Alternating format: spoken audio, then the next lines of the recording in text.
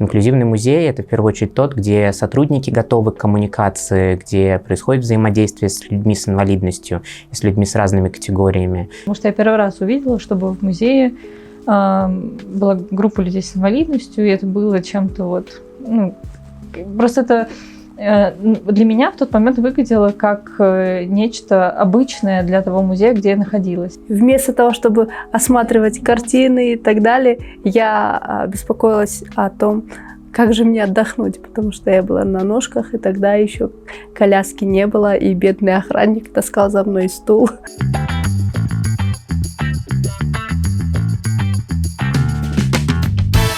Здравствуйте, уважаемые друзья! В эфире наш подкаст «Сёзбар».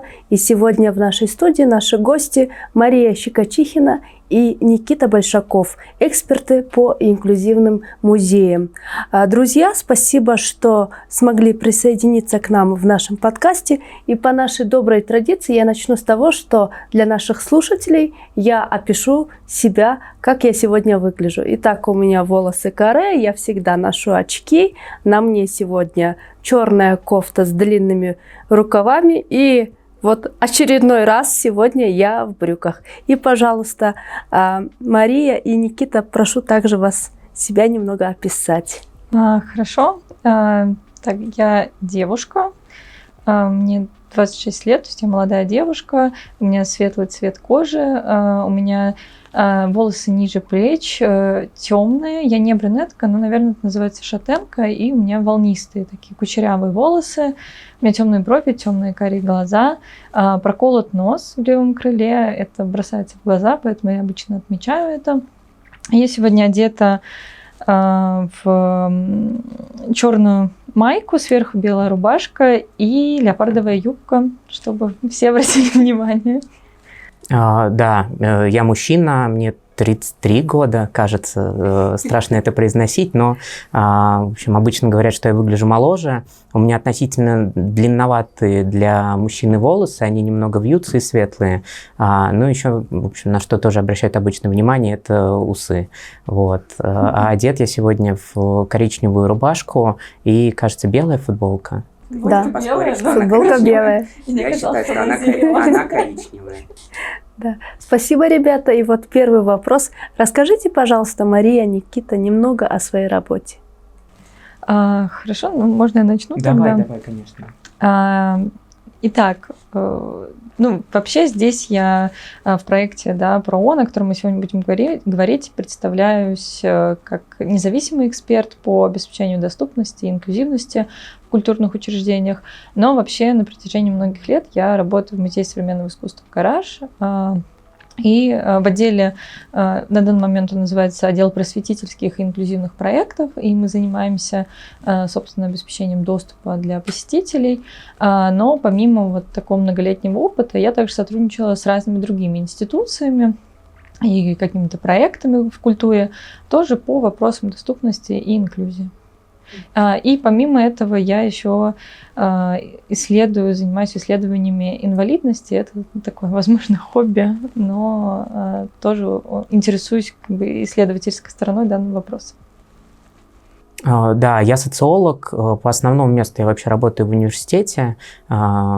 Да, в департаменте социологии занимаюсь тоже исследованиями инвалидности, доступности, прав различных социально уязвимых групп, ну и, естественно, преподаю, в общем, как, наверное, почти любой сотрудник университета. Ну и, кроме того, я сотрудничал тоже долгое время с разными музеями, в том числе вот с музеем, в котором работает Маша, но сейчас я работаю в основном в одном конкретном музее, это музей криптографии. Тоже занимаюсь, собственно, вопросами доступности, инклюзии как куратор. Благодарю вас. И в продолжение нашего разговора я хотела бы задать вам следующие вопросы. Вы могли бы нам дать короткое пояснение, что такое инклюзивный музей и какой музей у нас в городе Бишкек станет инклюзивным? Ну, наверное, я попробую на вторую часть ответить сразу. Какой музей станет инклюзивным, зависит в первую очередь от самих сотрудников. потому что я сейчас, может быть, даже в общем, куда-то в сторону, если я буду уходить, вы меня тормозите. Зачастую инклюзивный музей – это далеко не тот, который наиболее доступный, в котором за огромные деньги созданы какие-то условия.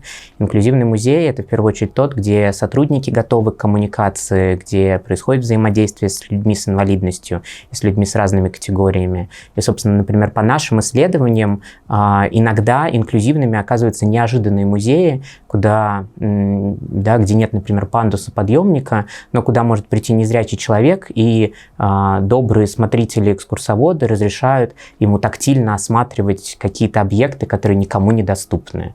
Да, и в этом плане вдруг какой-то музей оказывается инклюзивным. Но если возвращаться к нашему проекту, то, ну, в общем, да, надо ответить Национальный исторический музей, так как работаем мы непосредственно с ним. Ну и, наверное, сегодня действительно среди всех музеев Кыргызстана именно этот музей выделяется в плане доступности, в плане того, что там уже сделано как такой, ну, образцовый, наверное, я бы пока не стал говорить, потому что еще много работы предстоит впереди, но, ну, в чем-то уникальный.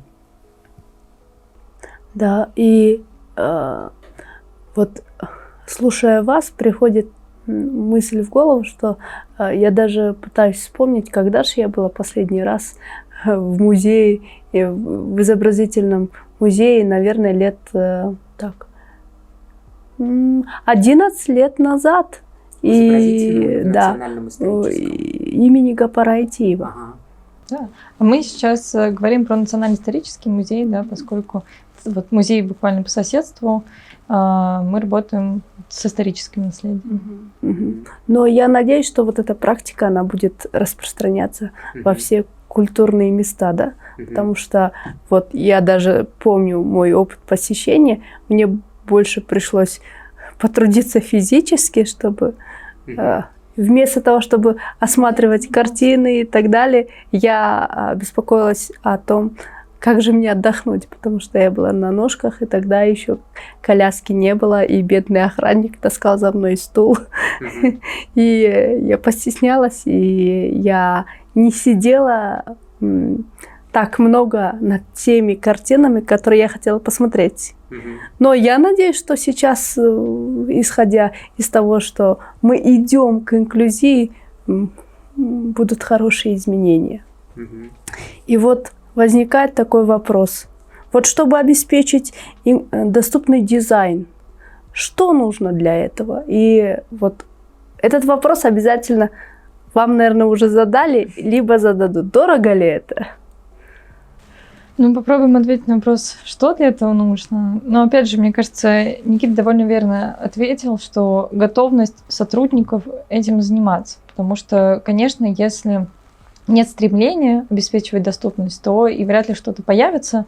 А почему эта готовность должна быть? Потому что иногда для того, чтобы придумать, да, или изобрести наиболее эффективное решение, ну, не всегда нужны огромные деньги, для этого нужна креативность и желание искать наиболее эффективные или удачные решения там, в других институциях, то есть заниматься, тратить свое, да, личное время на исследование, на обучение, на развитие в данном вопросе. И иногда, не имея больших бюджетов, можно решить проблему довольно изящно. И вот я здесь расскажу пример, что я ездила в исследовательскую поездку в Нью-Йоркские музеи, и в одном из музеев, крупнейших, да, богатейших музеев в Нью-Йорке, я обратила внимание, что коллеги не используют тактильные модели. Сначала мы обсуждали этот вопрос, я удивилась, почему не используют, неужели у музея нет денег на это, но потом мы уже пришли на экскурсию, и я обратила внимание, какие материалы они используют. На экспозиции, на которой мы были, была представлена фотография, на которой стояла девушка, и в руках она держала охапку нескольких, ну там может быть 20-15 маленьких деревянных лодочек, то есть, да, из брусочков дерева были вырезаны лодочки. И она держала так целую охапку, и, ну, эта работа повествовала о том, как, ну, она была похожа, да, на эту притчу про веник, что если там один веник, то легко, одна соломинка легко сломать, а уже веник сложно сломать, да. И вот эти лодочки, там одна лодочка, она весит очень мало, а вот вместе как бы лодочки образуют такой груз, они уже тяжелые, и вместо того, чтобы делать тактильную модель, вырезать эту лодочку или что-то такое, сотрудники просто купили в магазине там, детского конструктора деревянные брусочки, что в разы дешевле, чем создавать тактильную модель. И в этом смысле даже не важна была форма этой лодочки, а важно было количество этих деревянных брусочков, да, чтобы показать, что один деревянный брусочек, он совсем мало весит, а вот 20 деревянных брусочков уже их тяжело удержать в руке. И это не так просто. И тем самым довольно с помощью простого, но креативного решения сотрудники музея смогли добиться возможности, да, описать эту работу, в том числе вот для незрячей аудитории, для которых фотография как медиум недоступен, да, для восприятия. Можно я добавлю, что действительно, когда мы говорим про доступность музея, то мы должны понимать, что доступность бывает очень разная. Это информационная доступность, это доступность контента, доступность программная, доступность архитектурная, о чем чаще всего думают. И в этом плане, да, и возвращаясь к вопросу денег, во-первых, нет какой-то конкретной суммы, она очень специфична для каждого конкретного случая, для каждого музея в отдельности, но вот, например, программная, наверное, в этом плане, да, разработка каких-нибудь программ для людей с инвалидностью, например, для, не знаю, незрячих и слабовидящих. Вот о чем сейчас рассказала Маша. Можно с креативом, да, попробовать придумать что-то, что позволит тебе передать какой-то смысл, информацию за недорого. Есть элементы доступности, которые бюджетные, точнее, высокобюджетные, да, очень требуют каких-то инвестиций, и это как раз, например, архитектурная доступность. Да, вот о чем вы как раз говорили, что да, тяжело попасть в какой-то музей, но как бы без, например, пандуса, подъемника, без каких-то еще ассистивных технологий, без лифта, это сделать невозможно. А сделать лифт, это уже не брусочки в детском, да, магазине купить. И это, конечно, требует огромных инвестиций, особенно если мы говорим про исторические здания, особенно мы говорим про какие-то, да, музеи, которые существуют уже давно, еще там в советские годы создавались, а какие-то, может быть, еще и раньше, да, может быть, памятники архитектуры. Вот, поэтому, конечно, вопрос денег, он стоит, да, нельзя говорить, что вопроса денег нет, но просто разные элементы доступности, ну, по-разному оцениваются, да, можно с чего-то начинать с относительно бюджетного, да, но понятно, что, в общем, это, скорее всего, будет работать с какой-то конкретной категорией. Да, если мы хотим создать полностью комплексную доступность, да, перестроив иногда музей, то, конечно, это дорого. Продолжая тему, я снова вспоминаю мою попытку посетить какое-то было мероприятие тоже в музее, и это было открытие проекта, пригласили, но там не было доступности. И что интересно, мои друзья с инвалидностью, кто пошел на это мероприятие, они не смогли попасть на второй этаж, и они просто остались на первом, а все мероприятие шло на втором, и присутствовали номинально чисто из-за вопроса доступности окружающей среды. Вот. Ну вот можно я к этому примеру тоже обращусь, что в данном случае вопрос отношения сотрудников и их желания, готовности думать про разные аудитории. Да, я могу на примере нашего музея сказать, что у нас есть в музее аудитории, которые находятся в башенной части, и они недоступны, потому что туда ведет лестница, а сделать туда подъемник или пандус невозможно было архитектурно. Но специально на случай проведения мероприятий с людьми с инвалидностью, например, если к нам человек на коляске придет, у нас есть отдельное пространство, где мы проводим такие мероприятия. Есть лекторий, он доступен, есть отдельная аудитория, она доступна. Когда я говорю отдельная, не в смысле, что мы отделяем кого-то, а в смысле, что она не в башенной части, куда не попасть, а она вот в общем пространстве музея. И в этом плане, да, легко могу представить ситуацию, что часть музея оказывается недоступна. Но можно об этом заранее подумать, можно перенести мероприятие в ту часть, которая доступна. Если мы говорим про экскурсии, это, конечно, тоже спорный элемент, но вот, например, сегодня как раз я рассказывал и показывал пример из Пантеона в Париже, где крипта, кажется, она так называется, подвальное помещение, где в общем, тоже часть экспозиции представлена, туда ведет узкая каменная лестница. Ну, как бы человеку на коляске туда попасть невозможно просто потому, что архитектурно пространство не позволяет этого. И там предлагается мультимедийный киоск в основном пространстве, где ты можешь, понятно, это не заменяет опыт, да, но это как-то позволяет некоторую ассистивную технологию создать. По крайней мере, важно, что сотрудники, да, руководство, они думают о том, что есть, да, посетители, для которых этот опыт недоступен. И изначально подходят к работе, думая об этом. Да, действительно, вот слушая вас, разные мысли приходят в голову, да, но не хочется вмешиваться в разговор, потому что я хочу, чтобы наши слушатели действительно вслушались вот в саму идею, да, ведь мы привыкли думать, что вопрос доступности – это только доступность окружающей среды, а сейчас я слушаю и много мыслей о том, что это намного глобальнее, чем мы можем думать. И вот следующий вопрос. Какие преимущества для музея при создании, при применении доступного дизайна? Что получает музей, если ориентируется, да, на принцип универсального дизайна? Да. Ну, новую аудиторию, новый поток аудитории – это, наверное, один из таких важных преимуществ, которые музей получает. Мне кажется, что музей, который нацелен на работу именно с посетителями, а не только с объектами, зачастую мы с такими музеями можем встретиться, где большое внимание уделяется сохранности объектов, но не так часто сотрудники думают о коммуникации с посетителями. Вот те музеи, для которых коммуникация с посетителями является важнейшей ценностью развития музея, для них, наверное, важно привлекать новую аудиторию, с ней взаимодействовать. Это одно из преимуществ, это точно. Во-вторых, вообще доступный дизайн или вот универсальный дизайн, он, собственно, и называется универсальным, потому что он рассчитан не только на людей с инвалидностью.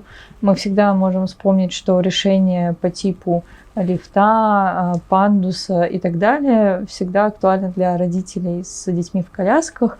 Как семейная аудитория, это довольно распространенная аудитория для музеев. И часто, когда вот таких условий нет, то и родителям с детьми не так просто прийти в музей. А когда такой дизайн имеется, то и родителям с детьми, они видят, что эта площадка для них открыта, и они приходят. Если у тебя какие-то мысли на этот счет? По поводу того, что получает музей. Если применяет принципы универсального дизайна. Можно я немножко по-другому зайду в этот ответ, потому что, что получает музей? Музей получает, что наконец-то начинает соблюдаться Конституция и все возможные законы, которые говорят о том, что культура и искусство должны быть доступны каждому гражданину страны, например. Да, вот наконец-то это начинает выполняться. Насколько это весомый аргумент, что соблюдается условно Конституция или какие-нибудь там конвенции ООН о правах людей с инвалидностью? Мне кажется, весомый аргумент. Да, понятно, что тут на самом деле есть большое количество разных преимуществ. Да, о чем говорила Маша сейчас. Действительно появляется новая аудитория.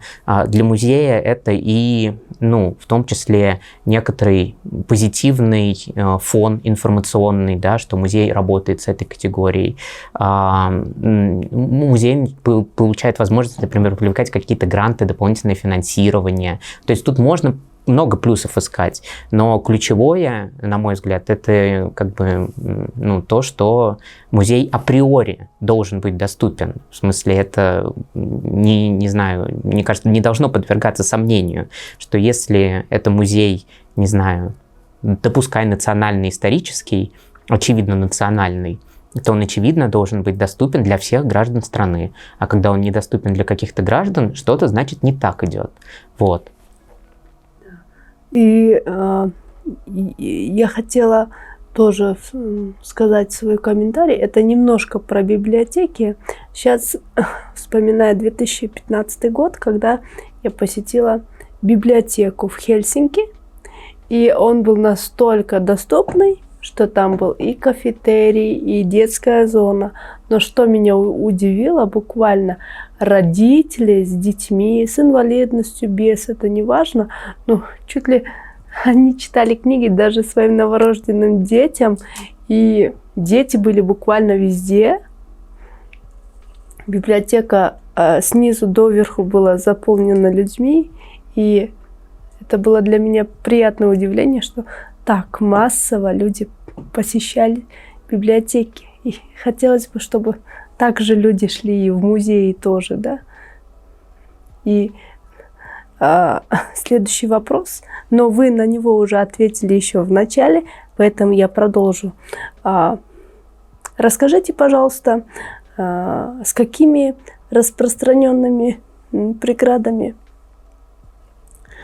встречались, когда распространяли информацию об необходимости универсального дизайна.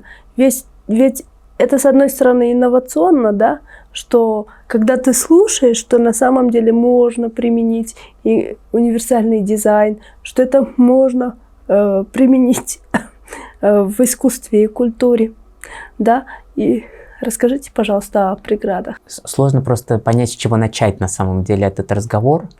Но я просто не могу сказать, что были прям преграды, если честно, в моем опыте. Просто иногда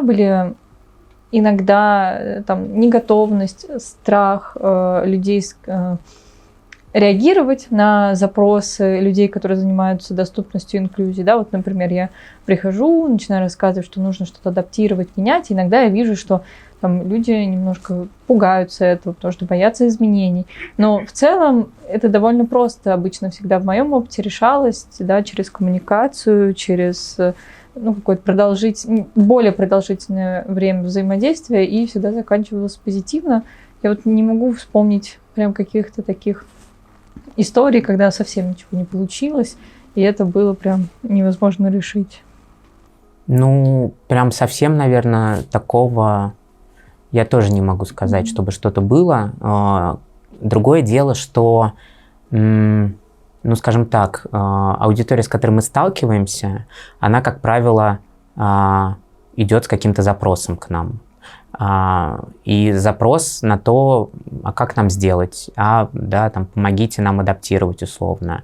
И есть в целом какое-то понимание уже, да, маломальски. И в этом плане нам, наверное, несколько проще работать. Да, проект появляется после того, как у кого-то появляется запрос на этот проект. Вот. Да, понятно, что там есть какие-то рядом люди, которым приходится что-то объяснить несколько раз, которым приходится проговорить, пройти лично, которых нужно свести с человеком с инвалидностью для того, чтобы, да, они понимали наконец-то, как что-то работает. Но все равно есть уже некоторая готовность, наверное, да. Благодарю вас. И вот у меня уже возникает такой вопрос. Что вас в начале своей карьеры вдохновило на то, чтобы вообще начать работать в сфере искусства и культуры? Мария. У меня довольно яркое воспоминание, которое привело меня в итоге в инклюзию, и связано это с тем, что я училась на первом курсе университета и волонтерила в музее «Гараж». И просто, находясь в музее, я однажды увидела, как в какой-то момент моя бывшая коллега, в какой-то момент моя коллега, в данный момент моя бывшая коллега Лада Талызина, которая на момент, когда я ее встретила в музее, была менеджером по работе с людьми с ментальными особенностями, она вела группу детей с синдромом Дауна по выставочному пространству. И для меня, мне на тот момент было, наверное, 18-19 лет, было так удивительно, потому что я первый раз увидела, чтобы в музее была группа людей с инвалидностью, и это было чем-то просто это для меня в тот момент выглядело как нечто обычное для того музея, где я находилась. А я тогда с музеем «Гараж» была знакома недолго. И мне это, так показалось интересным и важным, что я написала координатору волонтеров, задав вопрос, а что это за группа, кто этим занимается, что это такое, и мне рассказали о том, что есть отдел инклюзивных программ, и я тогда попросилась помогать, и с тех пор я все еще и занимаюсь вопросами доступности и инклюзии. Я могу сказать, что у меня это скорее просто личный опыт. Я не могу сказать, что там была какая-то судьбоносная встреча. Точнее, судьбоносная встреча, наверное, была, но это была очень личная встреча, которая в том числе повлияла на то, что я так или иначе начал заниматься темой доступности и инклюзии. Но, мне кажется, абсолютное большинство людей, тех, с которыми мы сегодня виделись, из общественных организаций и из культуры, кто занимается инклюзией, доступностью, вопросами инвалидности, они все приходят в эту тему в первую очередь через личный опыт. Уважаемая Мария, Никита, я благодарю вас, что вы смогли принять участие в подкасте «Сөзбар». Я надеюсь, что вот информация, переданная вами, вдохновит наше сообщество создавать и применять универсальный дизайн везде. Ну а я, друзья, прощаюсь с вами и увидимся в очередном подкасте проекта «Сөзбар».